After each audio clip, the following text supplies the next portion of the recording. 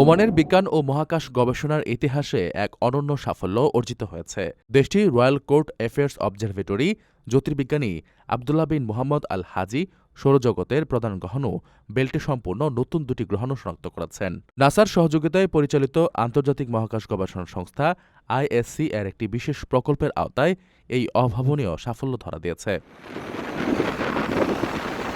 আবিষ্কারের নেপথ্যে ছিল অত্যাধুনিক প্রযুক্তির ব্যবহার। হাওয়াই দ্বীপপুঞ্জের হালেকালা মানমন্দিরে অবস্থিত প্যান স্টার্স 2 টেলিস্কোপের তোলা মহাকাশের গভীরতম অংশের ছবি বিশ্লেষণ করেই এই গ্রহাণু দুটির খোঁজ মেলে। আবদুল্লাহ আল হাজি বিশেষ সফটওয়্যার ব্যবহার করে ছবির পর ছবি যাচাই করার সময় এমন কিছু মহাজাগতিক বস্তুর গতিবিধি লক্ষ্য করেন যা আগে কখনো বিজ্ঞানীদের নজরে আসেনি। কঠোর যাচাই বাছাই শেষে ইন্টারন্যাশনাল অ্যাস্ট্রোনমিক্যাল ইউনিয়ন তার এই আবিষ্কারকে স্বীকৃতি দিয়ে সনদ প্রদান করেছে। নতুন সন্ধান পাওয়া গ্রহাণু দুটির নাম দেওয়া হয়েছে 2024 WH61 এবং 2024 WP61।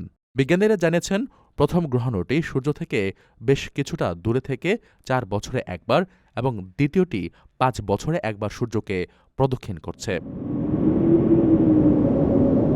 তবে এদের স্থায়ী নাম দেওয়ার আগে আরও কয়েক বছর ধরে এগুলোর গতিপথ গভীরভাবে পর্যবেক্ষণ করা হবে।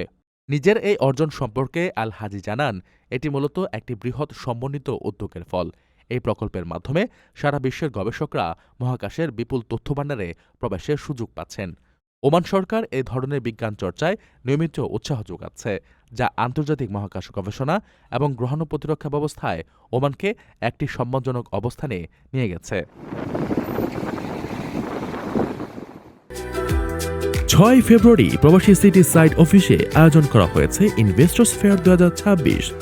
ভিডিও কলে মিলবে ফ্রি ওমরা সুযোগ সহ অবিশ্বাস্য সব উপহার। দিনব্যাপী এই আয়োজনে শিশুদের জন্য থাকবে আনলিমিটেড ফান রাইড, আর বড়দের জন্য মনোরম নৌকা ভ্রমণ ও কলাপাতায় পরিবেশিত লাঞ্চ। মাত্র 10,000 টাকায় বুকিং। আরও বিস্তারিত জানতে যোগাযোগ করুন স্ক্রিনে দেওয়া নম্বরে।